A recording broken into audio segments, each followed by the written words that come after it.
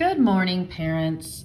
I appreciate all of your patience as we get started on this new connected learning endeavor for the rest of the school year. I will have kind of a lot of information coming to you today, but overall, this week is going to be a little bit slower week as we kind of get our feet wet with connected learning again following spring break.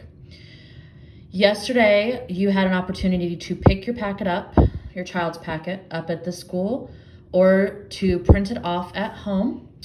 Some families chose to have those packets mailed. So if you chose to print your packet at home and you're having difficulty finding that on the website, please let me know and I can direct you to that. If you chose to have your packet mailed, it should arrive late in the week this week. I wanted to go ahead and give an overview of what we are assigning out of the packet this week, and kind of let you know what the expectations are for this week in regards to connected learning. Because some students will not receive their packets until late in the week, the first grade team has decided to take it very slow with the packet this week so that kiddos who get their packets later will not be far behind.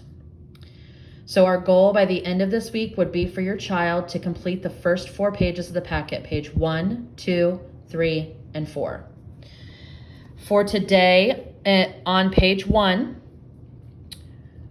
this is a reading passage that most students will be able to read independently. It is titled A Spring Day. We're working on many skills with this passage, with our fluent reading and with our understanding. The directions tell you to read the passage 3 times and color a tulip for each time you read it. The first time we're reading that out loud or to ourselves to make sure we know all the words. The second time we're reading it, we are thinking about the story elements. Who are the characters? What is the setting? What is the problem and solution in the story? And then the third time we're reading it, we are continuing to build our comprehension and just working on reading it nice and smooth and fluent. After reading the passage those 3 times, there are just 2 questions for your child to answer. These questions are text-dependent questions, so we're asking the kiddos to go back in the text to find their answers. So that is page 1, which your child may complete today. Page 2, which would be for tomorrow, is a simple fix-it-up activity. We learn in first grade that we should be starting all of our sentences with a capital letter and ending our sentences with punctuation. Our spelling in first grade should be phonetic with high-frequency words spelled correctly. So you can see in this first sentence that it is missing a capital letter. It has some high-frequency words such as love and my and class misspelled. Your child's task would be to read the sentence and then rewrite the sentence in the box with their best handwriting and make those corrections. To write the sentence with a capital letter, to fix the spelling on those high frequency words. They would be doing the same thing in the next sentence. So that is page 2, which would be completed on Wednesday, tomorrow. Page 3 is a simple math activity with fact families. We learned that these 3 numbers are all related, and we can use these 3 numbers to write 2 addition and 2 subtraction equations. The 4th page, which would, So that fact family page would be for Thursday. The final page is another reading comprehension activity similar to the first one with similar directions. Its title is Reading is Fun. We are reading it 3 times. The first time making sure we know the words.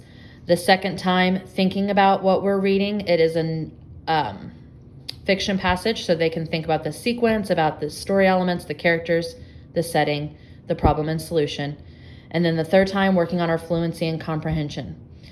After they've read it 3 times, there are 2 text-dependent questions for them to answer. So those first 4 pages would be our goal for this week.